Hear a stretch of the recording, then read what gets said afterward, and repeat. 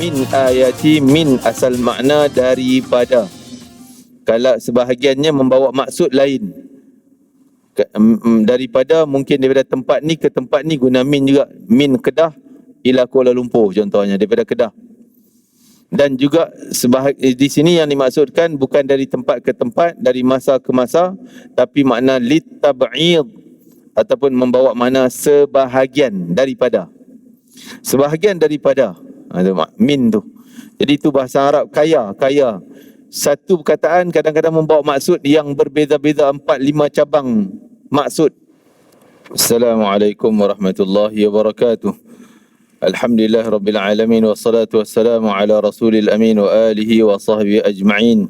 Nawayna ta'allum wa ta'lim wa tadhakkura wa tadhkir wa naf'a wal intifa' wal ifada wal istifadah wal hatha ala tamassuk bi kitabillah wa sunnati Rasulillah wa du'a ila al-huda wa dalata ala al-khair ibtigha'a mardatillah wa qurbihi wa thawabi wa maghfirati wa ridwani wa husna khatimah 'inda al-maut wa raf'i ad-darajat fil jannah wa murafaqati sayyidina Muhammadin sallallahu alaihi wa alihi wasallam wa ibtigha'a syafa'ati yawm al-qiyamah ala hadhihi an-niyyah wa kulli niyyah salih shamila khairati dunya wal akhirah wa ila hadrati sayyidina Muhammadin sallallahu alaihi wa alihi wasallam. Al-Fatihah.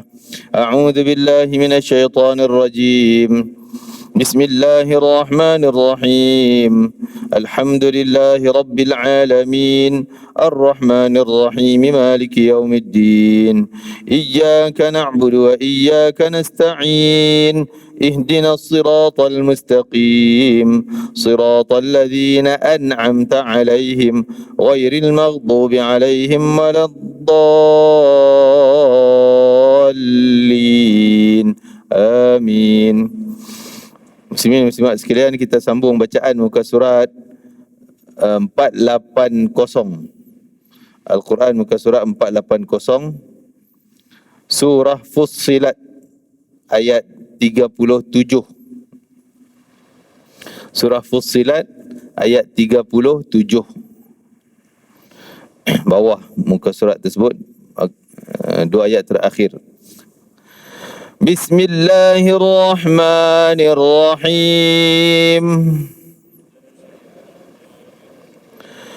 Wa min ayatihi al-lailu wan-nahar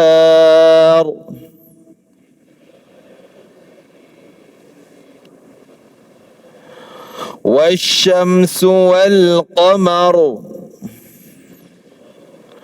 لا تسجدوا للشمس ولا للقمر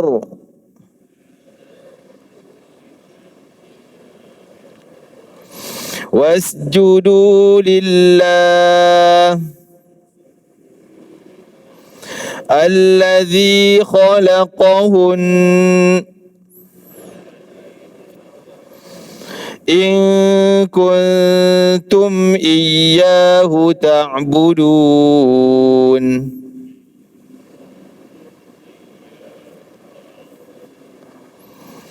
فإن استكبروا فالذين عند ربك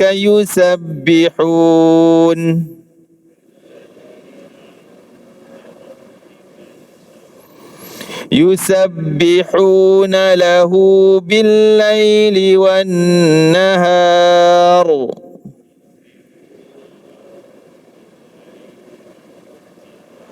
وهم لا يسأمون ومن آياته أنك ترى الأرض خاشعة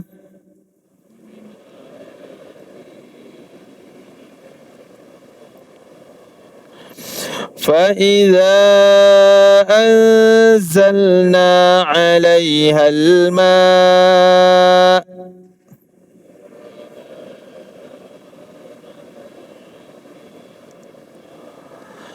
اهتزت وربت إن الذي أحياها لمحيي الموتى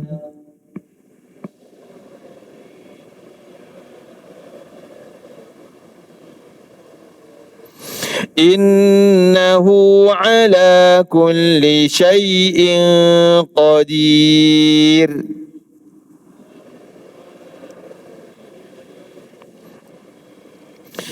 Innal ladzina yulhiduna fi ayatina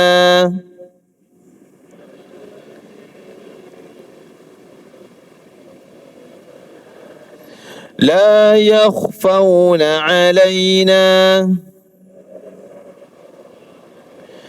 afaman yulqa fin nari khairun amman ya'ti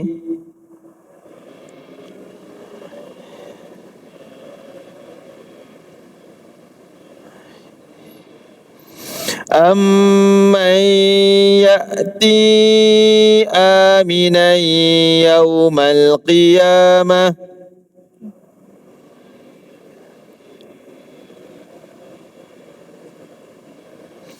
i'malu ma syi'tum innahu bima ta'maluna basir. Innal ladzina kafaru bidzikri lamma ja'ahum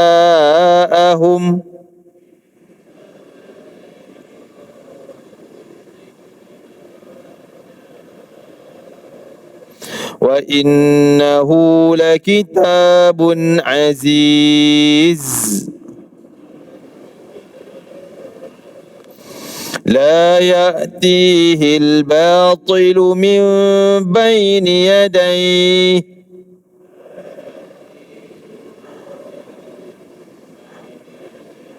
wala min khalfihi tanzilun min hakimin hamid.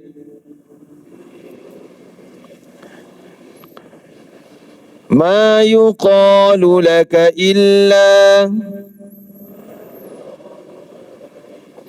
illa ma qad qila lirrusuli min qablik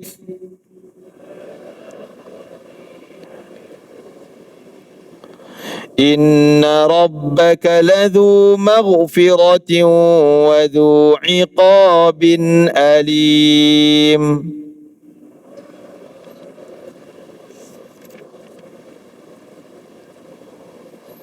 Sadaqallahul azim. Wa bihi nasta'in ala umuri dunya wad din wa ala alihi wa sahbihi ajma'in, amma ba'. Daripada ayat 37, wa min ayatihi, min ayati, min asal makna daripada. Kalau sebahagiannya membawa maksud lain. Daripada mungkin daripada tempat ni ke tempat ni guna min juga. Min Kedah ila Kuala Lumpur contohnya, daripada Kedah. Dan juga di sini yang dimaksudkan bukan dari tempat ke tempat, dari masa ke masa, tapi makna litab'id ataupun membawa makna sebahagian daripada. Sebahagian daripada. Min tu. Jadi itu bahasa Arab kaya. Satu perkataan kadang-kadang membawa maksud yang berbeza-beza, 4-5 cabang maksud. Kalau terjemah semua daripada. Tapi maksudnya di sini sebahagian daripada. Sebahagian daripada ayat-ayatnya. Ayat di sini adalah kebesarannya Allah. Allah menceritakan seterusnya setelah sebelumnya Allah cerita tentang kemuliaan orang yang mengajak orang kepada jalan baik, berakhlak mulia, bermuamalah, iaitu bergaul dengan masyarakat dengan akhlak yang murni, akhlak yang baik. Dan antara akhlak yang baik, mereka meninggalkan perkara yang Allah larang. Bukan sekadar akhlak ni kita dengan orang je, kita dengan Allah pun dikira akhlak baik juga. Kalau kita taat apa yang Allah suruh, kita jauhi apa yang Allah larang. Antaranya dalam ayat ni Allah nak sebut, memang sebahagian daripada kebesaran Allah, makhluk yang Allah cipta sangat besar manfaatnya, sangat besar faedahnya. Apa dia? Malam al-lail malam, wan nahar apa? Siang. Siang malam memang makhluk Allah manfaatnya sangat besar. Bayangkan kalau ada malam je tak ada siang, kita mungkin tak mampu nak hidup. Kita perlu pada cahaya matahari. Begitulah kalau siang manjang tak ada malam pun menyusahkan kehidupan kita, dan kita perlu pada dua-dua tu, giliran siang dan malam. Jadi Allah datangkan ni dua tanda besar kebesaran Allah buat. Tak ada siapa yang mampu halang malam datang, tak ada siapa yang mampu halang siang nak datang. Sampai masanya, sampailah. Kecuali Allah yang jalankan, Allah yang stopkan. Allah yang mampu hentikan malam, hentikan siang. Sampai masanya nanti. Dan apalagi kebesaran Allah, tanda kebesaran Allah, Allah cipta suatu makhluk yang sangat hebat, yang mampu memberi manfaat kepada seluruh alam yang lain. Kalau tak ada dia orang makhluk ni, so pasti alam lain akan terencat, kehidupannya terganggu dan sebagainya. Apa dia? Yang ketiga, wasyamsu, syams matahari, wal qamar bulan, matahari bulan. Tapi benda ni memang hebat. Empat benda ni memang hebat, memang ciptaan Allah yang sangat hebat. Dan semua makhluk lain memerlukan kepada empat benda, siang, malam, matahari, bulan. Dengan empat benda ni akan hidup kehidupan yang lain. Tapi jangan sampai la tasjudu lisyamsi wala lil qamar. Jangan pula benda tu hebat engkau nak sujud pada dia. Allah tak suruh sujud pun.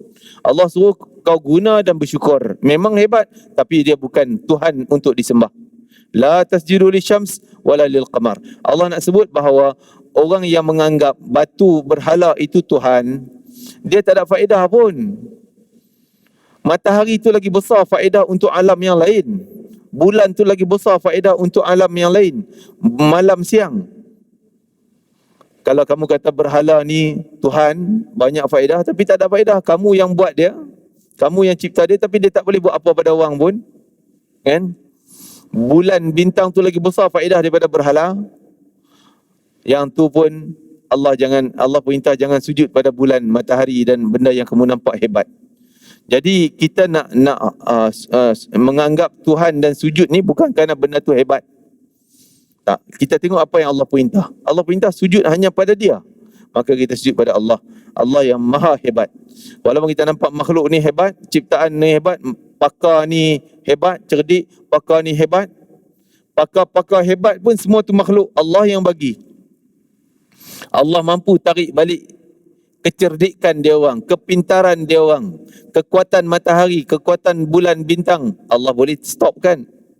Sampai tu masa matahari pun tak mampu nak keluarkan cahayanya. Matahari pun tak mampu nak datangkan kepanasannya.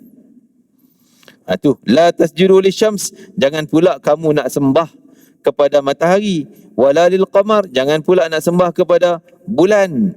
Wasjudu lillah, hendaklah kamu sujud kepada Tuhan benda tadi, Tuhan matahari, Tuhan yang menciptakan bulan, malam, siang, Allah.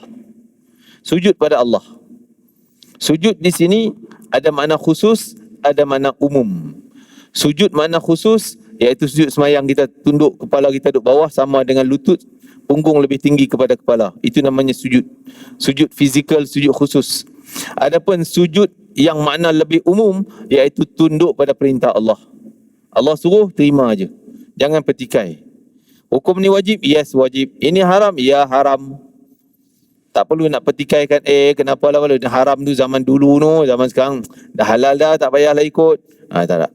Wasjudu lillah, sujudlah pada Allah Ta'ala alladhi khalaqahunna, yang mana dialah yang maha menciptakan semua benda tadi, matahari, bulan, siang, malam. In kuntum iyyahu ta'budun, kalau kamu benar-benar nak mengabdikan, menyembah diri kamu kepada Dia. Kalau kamu betul-betul nak sembah pada Allah, jangan sujud pada matahari, bintang, bulan dan segala makhluk yang lain. Jangan. Hanya Allah tempat untuk kita sujud. Sebab tu sujud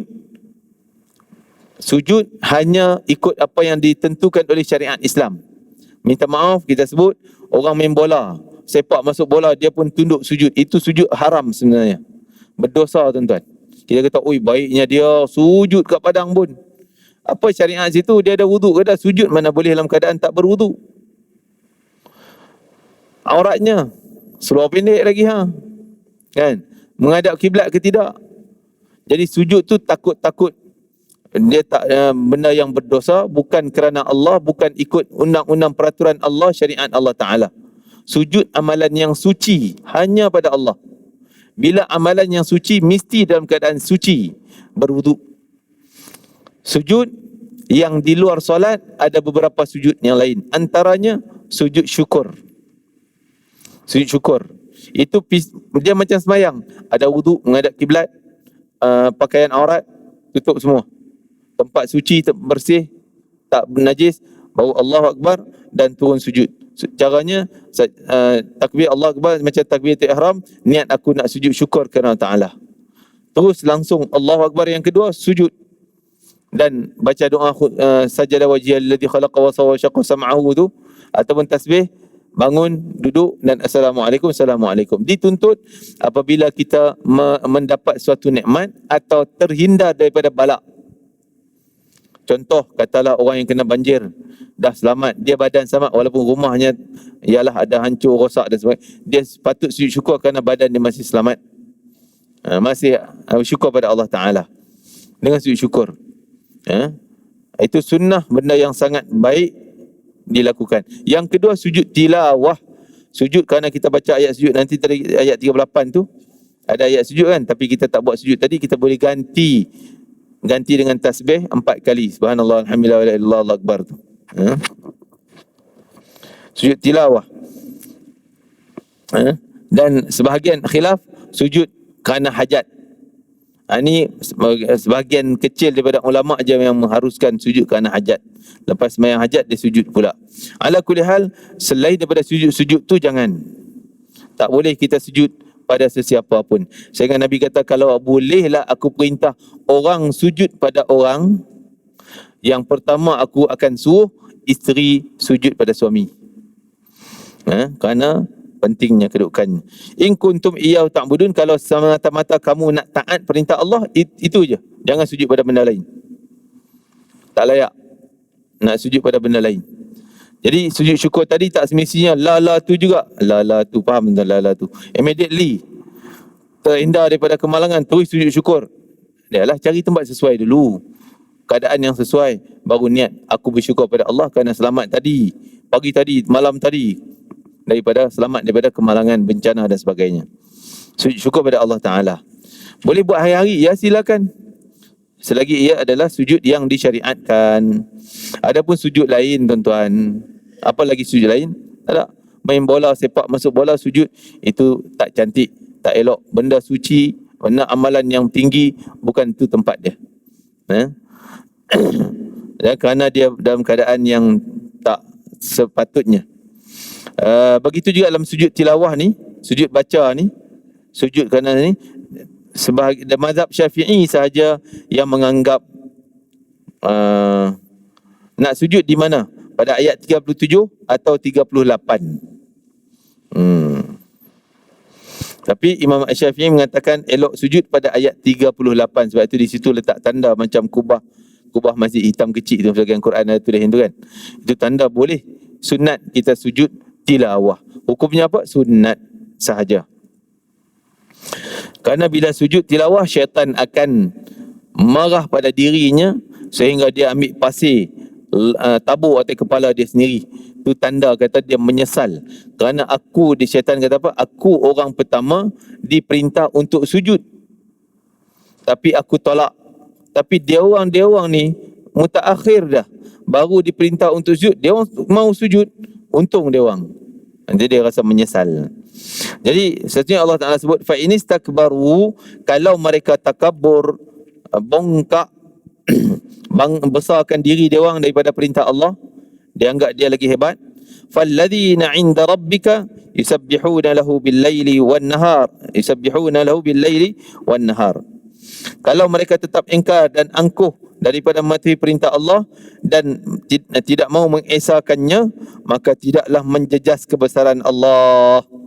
Kerana apa? Allah tak heran pun kalau dia tak nak sujud. Kalau manusia tu tak nak sujud, tak mengurangkan kekuatan Allah, tak merendahkan martabat Allah. Kerana apa? Kerana para malaikat semuanya yang duduk di langit, yang ada di bumi, yang merata tempat para malaikat, yang ada di sisi Tuhanmu, tetap mau bertasbih dan sujud pada Allah. Manusia nak banding dengan malaikat, berapa keratnya manusia tu? Sikit je.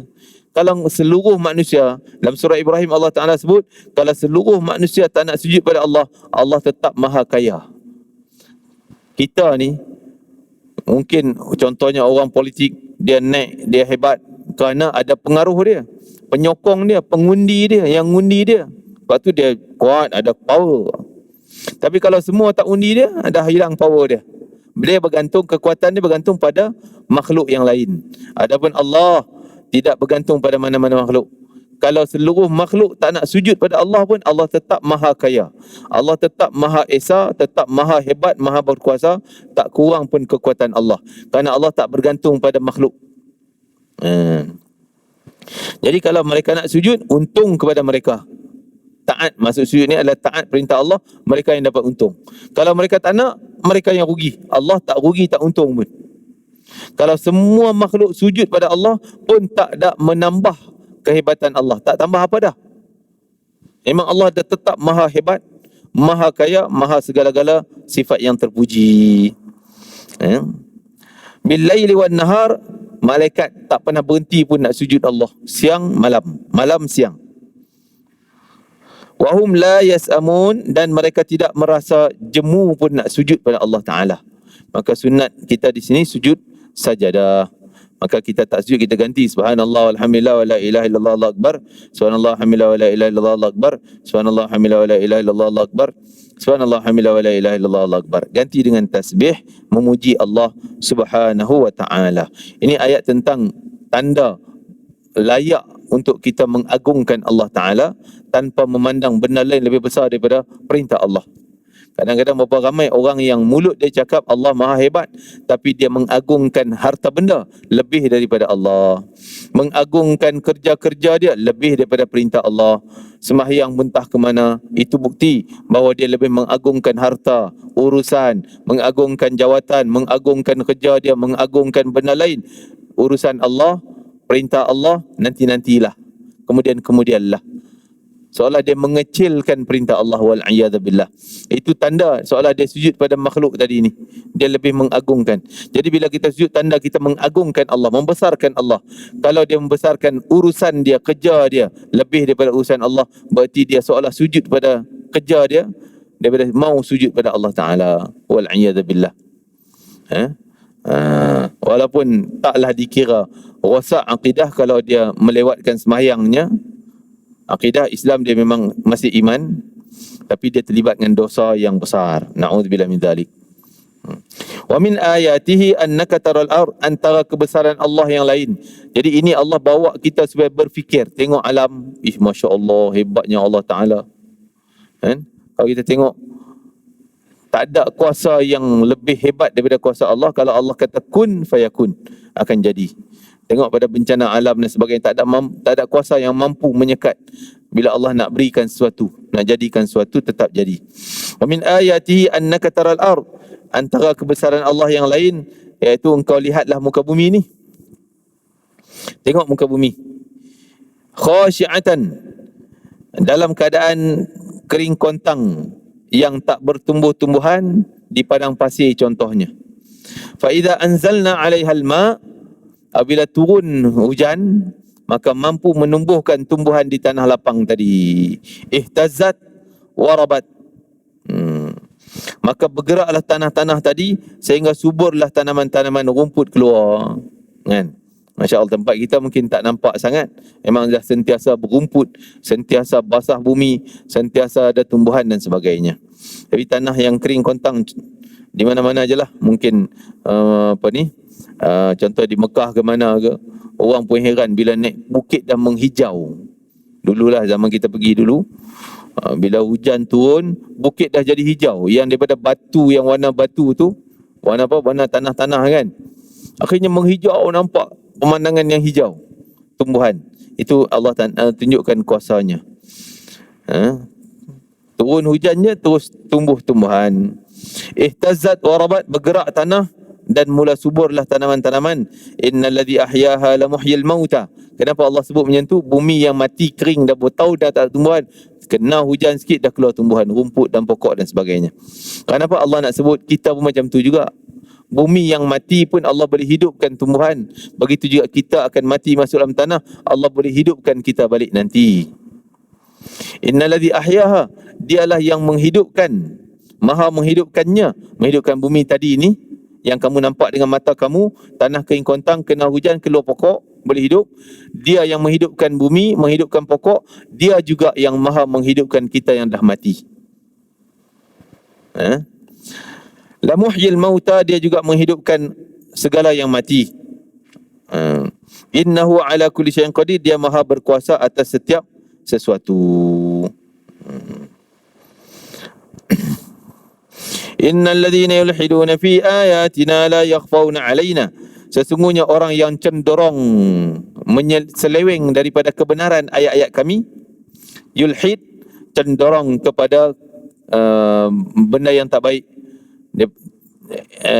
tersasar daripada kebenaran, seleweng daripada kebenaran. Orang yang menyeleweng, tersasar daripada kebenaran ayat kami, la yakhfauna alaina, tidak akan dapat disembunyikan lagi daripada pengetahuan kami. Walaupun dia hanya tak beriman, tak yakin dengan Quran dalam hati, mulut tak cakap, tapi hati cakap, tak boleh percayalah, tak boleh terimalah. Allah kata la yakhfauna alaina, benda tu kami tahu, engkau tak boleh nak sembunyi daripada kami. Hari ni memang tak ada tindakan apa, nanti Allah ungkit balik, hati engkau dah cenderung daripada kebenaran, tak mau dengan kebenaran Al-Quran, tak minat dengan kebenaran Al-Quran, na'udzubillah. Maka tak minat dengan Al-Quran, yang lebih dahsyatnya adalah tak minat dengan hukum hakam, tak percaya, tak beriman. Tapi yang paling rendahnya hati-hati, itu dah boleh menjadi kita seleweng daripada Al-Quran bila kita tak minat nak belajar Quran, tak mau nak baca, tak mau nak belajar, tak mau nak ambil tahu. Walaupun kita yakin, kita tahu Al-Quran benar, isi kandungannya, kita kena beriman, tapi kita dah ada selangkah, dah mula dah terpesong sikit dah, kan? Dah mula, walaupun belum keluar daripada sasaran, belum keluar daripada landasan, tapi dah nampak gelongnya, dah nampak gelong dah. Jadi oleh kerana itu, naklah kita juga kena luruskan perjalanan kita dengan berpegang kepada Al-Quran. Maksudnya dengan istiqamah dengan Al-Quran, bacanya, belajarnya, ambil tahu kandungannya. Innal ladzina yulhiduna fi ayatina la yakhfauna alaina, tak akan dapat diselindung lagi kejahatan dalam mereka yang menyeleweng daripada kebenaran, walaupun dalam hati. Afaman yulqa fin nar, orang yang nak dicampak, apakah man di situ oranglah sesiapa, yulqa nak dicampak, dibaling, dihumban, finnar dalam neraka, khair, lebih baik. Allah kata, adakah orang yang bakal masuk neraka nanti itu, dia lebih baik? Lebih baik apa? Min amman, ataupun adakah dia tu lebih baik, ataupun amman, ataupun man ya'ti aminan, ataupun orang yang datang kepada keimanan dengan penuh keyakinan pada hari kiamat, datang pada Allah mati dalam keadaan beriman. Mana lebih baik antara orang yang bakal dicampak dalam neraka dengan orang yang mati dalam keadaan iman pada hari kiamat nanti dalam kelompok orang beriman? Mana lebih baik? Ayat ni ditujukan kepada Abu Jahal, perbandingan antara Abu Jahal dengan Ammar bin Yasir radhiyallahu anhu. Abu Jahal kita tahulah kejahatannya. Dia kepala masamnya, dia adalah orang yang merancang macam-macam kejahatan kepada Nabi sallallahu alaihi wasallam. Nama sebenarnya bukan Abu Jahal. Abu Jahal nama panggilan orang Islam, panggil Abu Jahal. Abu Jahal maknanya orang yang bodoh, bapa bodoh. Kalau kita nak sebut lagi, atuk bodohnya kan. Lebih dahsyat lah, bapa yang bodoh, Abu Jahal. Kenapa digelar Abu Jahal? Kerana dia bodoh, dia memperbodohkan orang supaya jangan percaya kepada kebenaran. Iaitu ketika peristiwa pembelah bulan di atas bukit, dia cabar Nabi, Muhammad, kalau engkau betul Rasulullah, utusan Allah, kau buat sesuatu yang aneh. Apa aneh kau nak? Malam tu purnama, bulan besar, engkau belah bulan tu. Nabi kata, kalau aku boleh buat, Apa kau nak buat? Okey, kalau kau boleh buat berjaya benda tu, kami akan ikut ajaran kau. Janji, sungguh. Nabi pun doa minta supaya Allah bantu. Nabi tunjuk dengan jari telunjuknya, begitu je dia menyerong macam tu, terbelah bulan jadi huruf D, sebelah dan menjarak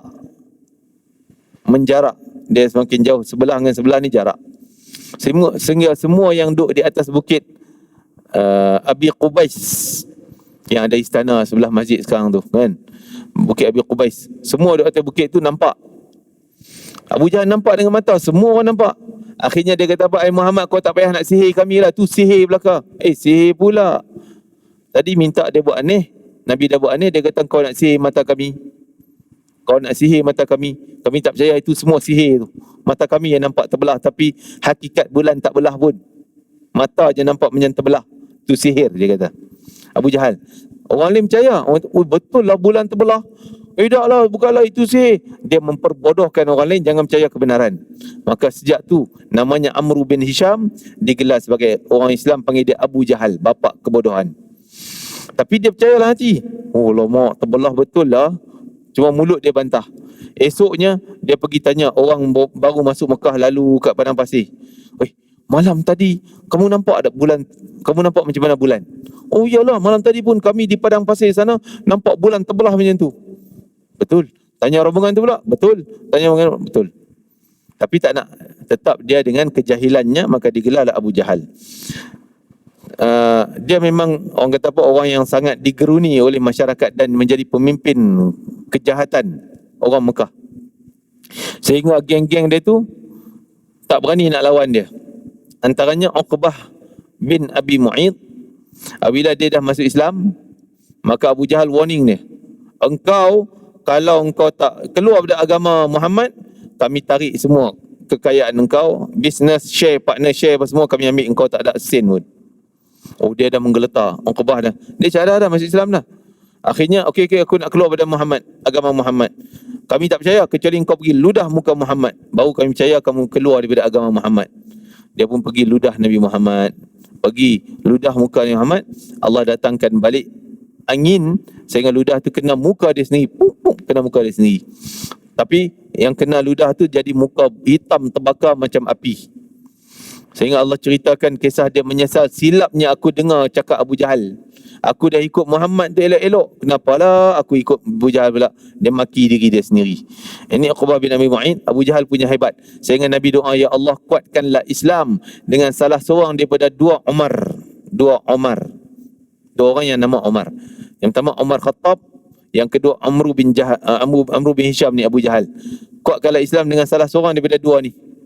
Akhirnya Allah pilih Sayyidina Umar Al-Khattab radhiyallahu anhu. Abu Jahal kekal dengan kejahilannya, dengan syiriknya, mati dalam keadaan kafir. Yang kedua Ammar bin Yasir. Tadi ahli neraka. Ammar bin Yasir sahabat Nabi yang first, orang lelaki pertama yang syahid dalam Islam. Isterinya Sumayyah, wanita pertama syahid dalam Islam, dan orang pertama syahid antara isteri dengan suami ini, isteri dia mati dulu. Macam mana diseksa oleh Abu Jahal and the gang.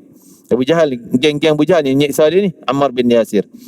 So paksa dia keluar dari Islam. Sampai Sumayyah tu disulak, ditikam dengan tombak daripada kemaluan dia sampai naik ke atas. Tombak tu masuk dalam perut ni.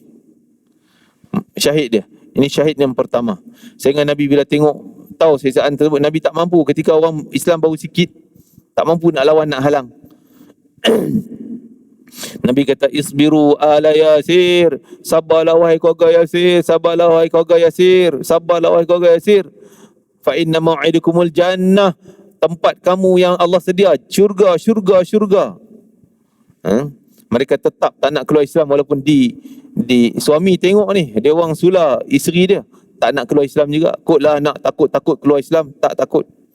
Maka suaminya pula dibunuh dengan sadis, diikat kaki kanan ke kuda kanan, kaki kiri kuda kiri, pukul kuda, tarik, terkoyak, terbelah dua. Wal'iyadzubillah, ini satu siksaan yang sangat hebat.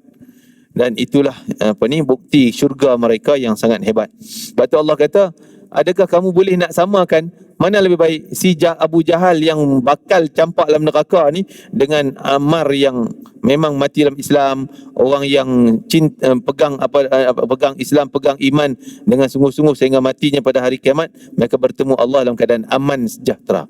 Mana lagi baik? Allah kata, "I'malu ma syi'tum." Ini persoalan yang kita pun tahu, tak perlu nak Allah jawab. Allah tak perlu jawab. Tahu dah, yang terbaik adalah orang yang beriman. Walaupun Ammar bin Yasir tak ada harta, memang orang miskin. Anak dia anak dia juga seorang yang miskin. Dan anaknya terlepas daripada siksaan tersebut. Yasir. Yang terbunuh tadi bapaknya Yasir, silap saya. Ammar tu si anak, yang terbunuh terkangkang belah dua tu Yasir, bapak ni. Jadi si Ammar ni seorang yang miskin, mak bapak dah terbunuh, dia tetap pendirian dengan Islam. Cuma ada sikit perkataan daripada Ammar sehingga Allah bela Ammar. Ammar si anak tadi yang mati tadi, Sumayyah dengan Yasir. Anak ni dia orang nak seksa, Ammar ni budak lagi masa tu. Maka dia kata tak apa, aku keluar daripada Muhammad. Maksud dia orang faham macam dia kata keluar daripada agama Muhammad. Okey, bebas. Tapi Ammar kata aku cakap tadi bukan niat nak keluar Islam, cuma nak lepas dari siksaan. Pasal dia masih kanak-kanak, budak-budak lagi masa tu. Datang pada Nabi, Allah turunkan satu ayat membela dalam surah Ibrahim, membela sikap dia yang cakap tu kira cakap nak lepas daripada siksaan, tapi hatinya tetap beriman. Cuma kata ulama, itu hukum khas untuk kisah Ammar bin Yasir saja. Adapun kita tak boleh buat macam tu. Sebab ada hadis lain yang Nabi sebut, mafhumnya tak boleh lah, saya tak ingat matannya, yang Nabi mafhum daripada hadis Nabi, tak boleh kita cakap benda yang kekufuran, tetap kita kena cakap benda keimanan. Walaupun disiksa, nak dibunuh, nak dibakar, tetap kita mengaku orang beriman. Tak boleh berlakon-berlakon kata aku keluar Islam. Tak boleh cakap macam tu. Itu perkataan yang bahaya. Tapi kes Ammar je Allah maafkan, selamat dia.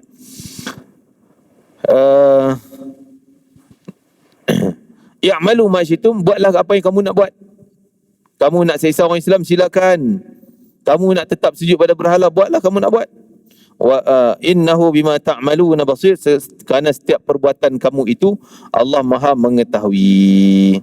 Termasuk ancaman kepada orang munafik yang luaran berlakon sebagai Islam tapi dalamannya tidak beriman pada Allah.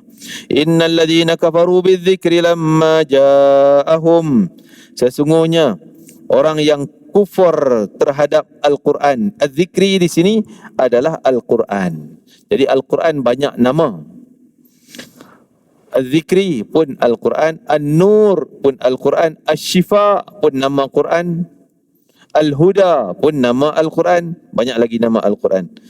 Kerana semua tu dipetik daripada ayat Quran juga. Allah kata innal ladzina kafaru bidzikri, orang yang kafir kepada zikir. Zikir itu yang dimaksudkan adalah Al-Quran.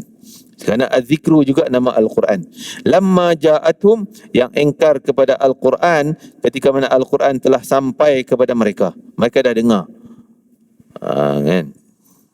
Wa innahu lakitabun aziz, sesungguhnya Al-Quran itu adalah sebuah kitab yang sangat utuh, yang sangat hebat, kitab suci yang sangat utuh, tak ada tandingan yang boleh menandinginya.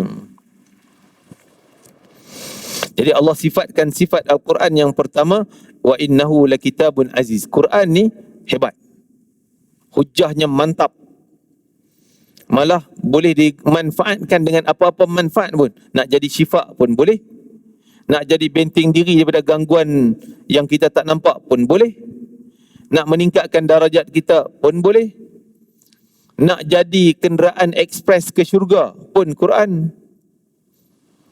Kan? Contoh orang yang baru nak bertaubat. Ni contoh yang mudah kita bagi faham.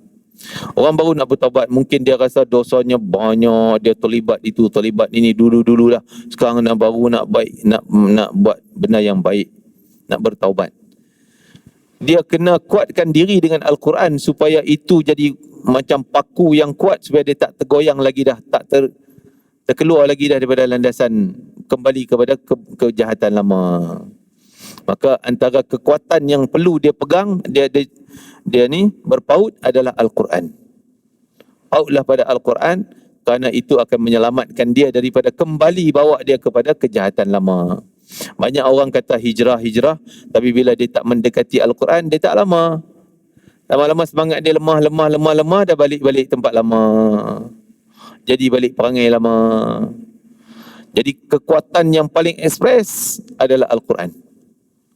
Dekat diri yang Al-Quran akan jadi kekuatan yang hebat. Dan Al-Quran juga menjadi kenderaan yang cepat untuk masukkan seorang tu dalam syurga. Itu yang disebutkan oleh Imam Ahmad bin Hanbal. Bila ditanya tentang macam mana orang yang nak lebih dekat dengan Allah Ta'ala dengan cepat. Maksudnya sehingga dia jadi tawar dengan maksiat. Dulu dia rasa nikmat dengan maksiat. Dia rasa seronok dengan maksiat. Kalau kaki minum arak, dia minum arak, dia rasa nikmat. Kalau kaki berzina, dia rasa nikmat. Kaki judi, dia dapat judi, dia rasa nikmat. Macam mana dia nak bagi hilang rasa nikmat dengan benda maksiat tadi? Adalah dengan Al-Quran. Kalau kuatnya dengan Al-Quran, dia akan rasa tawar, tak rasa nikmat lagi, rasa benci, rasa malas, rasa penat dengan maksiat-maksiat tadi. Lebih suka jauh daripada benda tu. Kalau kaki minum, dia lebih suka tinggal benda tu, dia lebih pada tempat yang baik, iaitu dengan pegangan daripada Al-Quran. Itu kitabun aziz, utuh, sangat hebat. La ya'tihil batil min baini yadayhi. Quran ni tak akan mendatangkan apa-apa bentuk kebatilan, tak akan datangkan kebatilan. Maksudnya tak akan seleweng lah Quran. Kau pegang Quran, mesti kau selamat. Tak akan pegang Quran menyebabkan kau tak selamat. Tak akan datang kebatilan dari depannya atau dari belakangnya. Kepalsuan, kesesatan terhindar daripada orang yang berpegang kepada Al-Quran. Orang pada azan insya-Allah. Ini kita habis sikit.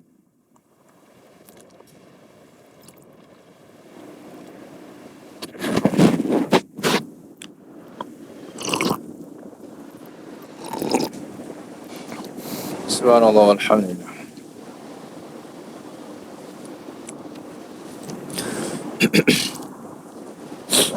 Allahu Akbar,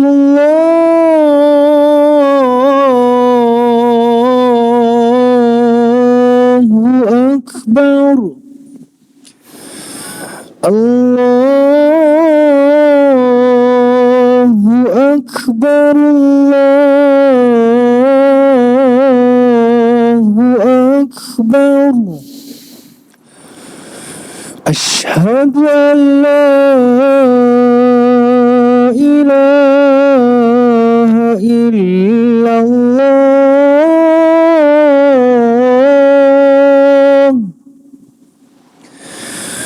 Asyhadu an la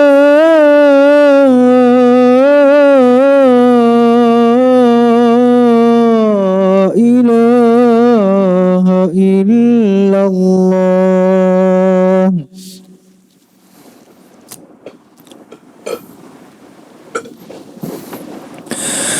أشهد أن محمدا رسول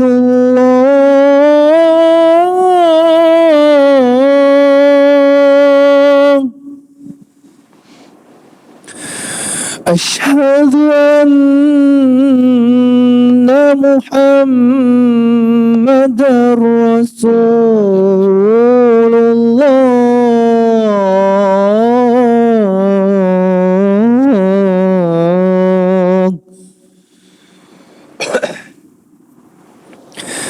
حي على الصلاة.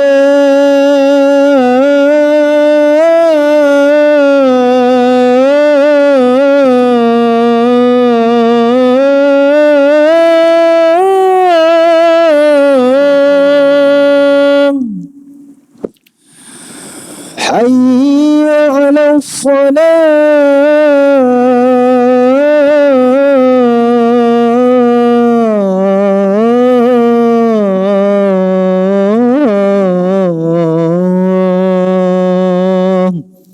لا إله إلا الله. حي على الفلاح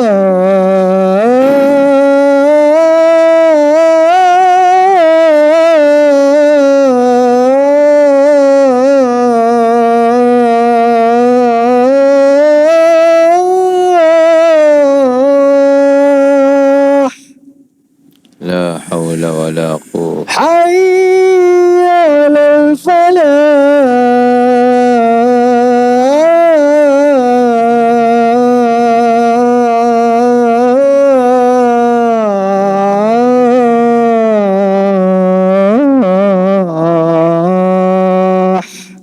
لا حول ولا قوة. الله أكبر الله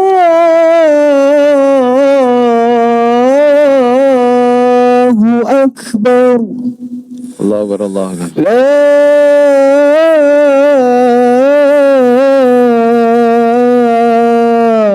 إله إلا الله.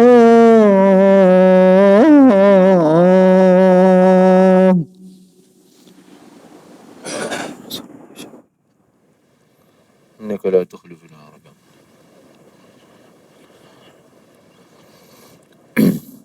Sambung sikit. La ya'tihil batil min baini yadayhi. Tidak Al-Quran ni tak mampu didatangkan dengan hujah lain yang mengalahkan Al-Quran, hujah batil yang lain yang mengalahkan Al-Quran. Tak ada benda yang boleh kalahkan Al-Quran apapun. Termasuk sebab itulah orang yang kena hasutan, kena apa ni? Gangguan, orang kata sihir dan sebagainya, ubat paling kuat Al-Quran. Ayat-ayat tertentu yang menjadi ayat-ayat pilihan sebagai penentang kepada sihir tersebut. Kerana benda tu benda batil. Sihir ni benda batil. Gangguan-gangguan yang apa ni kita sebut, gangguan-gangguan ni benda batil. Benda batil tak akan boleh menang dengan kebenaran Al-Quran. Baca Al-Quran akan terhindar. Min baini yadayhi, dari depannya, dari belakangnya. Sama ada dengan depan mata yang nampak ataupun cara benda yang tak nampak. Takkan boleh mengalahkan Al-Quran. Tanzilun min hakimin hamid. Al-Quran ni adalah turunan yang diturun. Maksudnya benda yang diturunkan daripada Hakim, Tuhan yang maha bijaksana, Hamid, Tuhan yang maha terpuji. Datang daripada Allah Ta'ala, itu adalah kalam Allah Subhanahu Wa Ta'ala. Takkan ada benda lain yang boleh mengalahkan Allah, mengalahkan kalam Allah. Takkan ada. Sebab itu tak ada perkataan yang kekal beribu tahun diguna pakai. Kita Al-Quran 1400 tahun dah lengkap turunnya Al-Quran. Lengkap turunnya Al-Quran 1400 tahun lebih dah, tapi masih sedap dibaca. Ulang-ulang sedap je. Tak pernah rasa jemu, walaupun setiap hari kita ulang Fatihah 17 kali sekurang-kurangnya, tak rasa jemu. Malah Al-Quran bersifat macam tu, lagi banyak kita tinggal, lagi lama kita tinggal, lagi rasa jemu. Nak dengar pula jadi malas. Dah lama tak dengar, nak dengar sekali-sekali dah rasa malas pula. Tapi lagi baca kerap, lagi rasa kemanisan Al-Quran, bukan rasa jemu. Pelik. Biasanya benda lain, banyak kerap kita dengar akan jadi jemu. Oh, kerap sangat dengar, jemu dah. Kerap sangat baca, jemu. Tapi lama-lama sekali tengok, baru rasa sedap.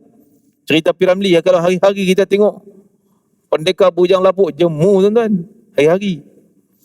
Sekali-sekala boleh lah, sebulan sekali tengok, rasa seronok balik, gelak-gelak balik.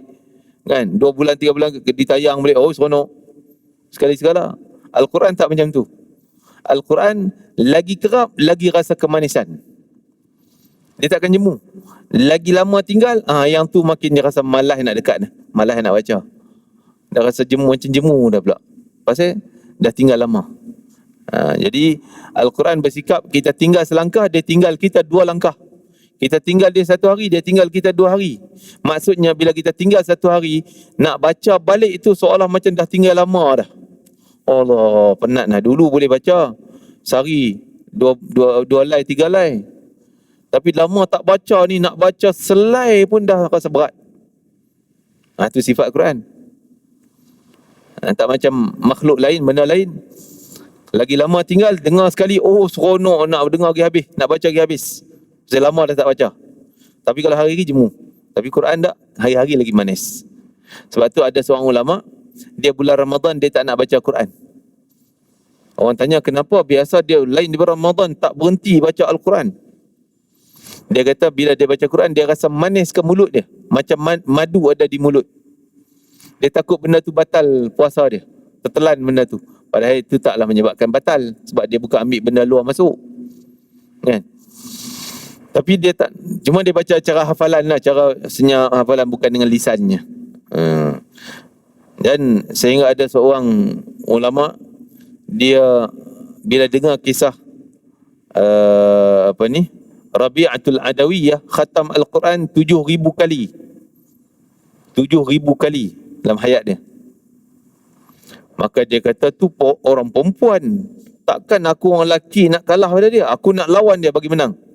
Dia buat sampai 8,000 kali khatam Al-Quran. Sehingga dalam rumahnya ada seorang wali Allah di zamannya di Yaman bermimpi rumah dia rumah paling tinggi, menara tinggi, bercahaya, wangi rumah dia. Padahal rumah dia rumah biasa aja, rendah, rumah tanah rendah aja kalau fizikalnya, tapi dalam mimpi tu nampak tinggi. Esok datang pada dia tanya kenapa macam tu. Maka dia kata tak tahulah apa sebab, tapi apa yang dia buat, dia baca Al-Quran pada setiap anak-anak tangga rumah dia, khatam Al-Quran. Kat tangga pertama dah sekali khatam, kat tangga kedua sekali khatam, dah khatam sini, ke khatam ni, kat dalam bilik ujung penjuru tu khatam, bilik ini penjuru ni khatam, dah khatam sini, dah khatam itu. Khatam dia berpindah-pindah macam kita semayang berpindah-pindah. Beribu kali dia khatam dalam rumah dia, sehingga bercahaya tinggi menara rumah dia. Dan begitulah hadis Nabi sebut, rumah yang paling mulia, rumah yang di dalamnya banyak dibacakan Al-Quran. Rumah yang paling gelap adalah rumah yang jauh daripada cahaya Al-Quran dalam rumahnya. Mudah-mudahan kita dapat cahayakan rumah kita dengan cahaya Al-Quran. Hidupkan Al-Quran dalam rumah kita. Dan disebutkan ma yuqalu laka illa ma qad qila lirrusuli min qablik ya Muhammad. Apa yang dia orang duk kutuk engkau, yuqal dikatakan, orang kutuk engkau, illa ma qad qila lirrusul, kecuali perkataan tu macam ulangan yang dulu para nabi semua dah kena. Apa dia orang tuduh Nabi? Engkau orang gila, sihir, tukang sihir, tok bomoh, nak memecah belah masyarakat, pemecah belah suami isteri.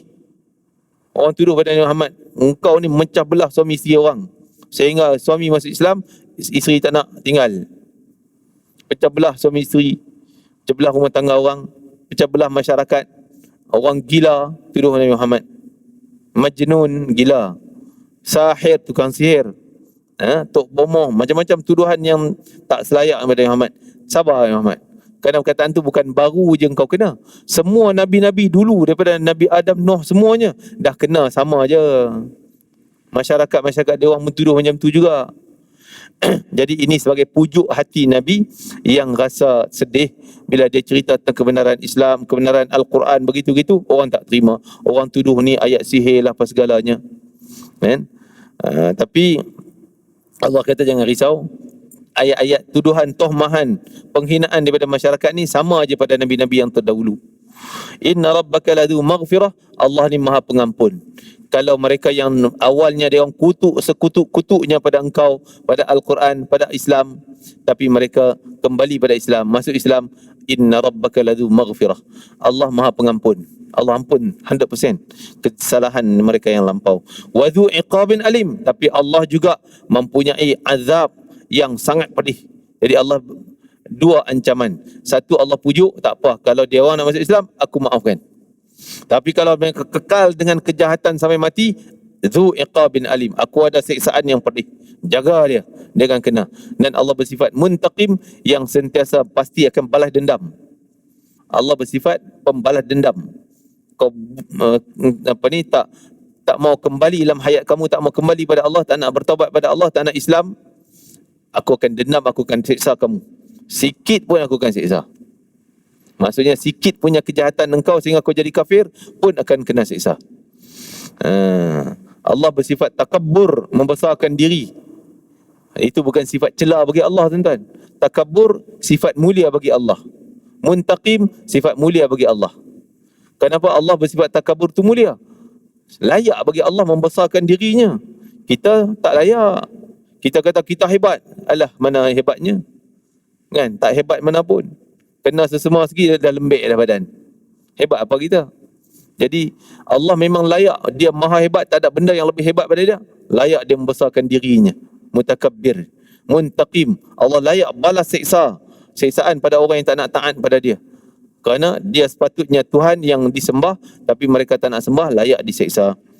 Wa dzu iqabin alim. Jadi Allah pujuk dah hati Nabi Muhammad supaya jangan putus asa, jangan kalah dengan dakwah kamu walaupun mereka hina begini dan begitu. Perkataan tu perkataan ulangan dulu Nabi dulu pun dah kena. Barulah Nabi rasa lega juga apabila dia sama dengan Nabi-Nabi yang lain dah kena macam tu. Tak apalah, Nabi teruskan dakwah, cerita tentang kebenaran Al-Quran. Orang tak nak terima pun Nabi sampaikan. Wallahu ta'ala alam. Dan akan datang masih sifat tentang Al-Quran ayat 44 kita akan sambung kemudian. Rabbana taqabbal minna innaka antas samiul alim wa tub alaina innaka antat tawwabur rahim waqtina bil husna wa anta radin 'anna fi khairin wa lutfin wa afiyatin bi rahmatika ya arhamar rahimin. Allahumma ati anfusana taqwaha wa zakkiha anta khairu man zakkaha anta waliha maulaha ya arhamar rahimin. Sallallahu ala sayyidina Muhammad wa ala alihi wasallam. Walhamdulillahi rabbil alamin. Taqabbalallahu minkum innakum taqabbal ya karim. Assalamualaikum warahmatullahi wabarakatuh.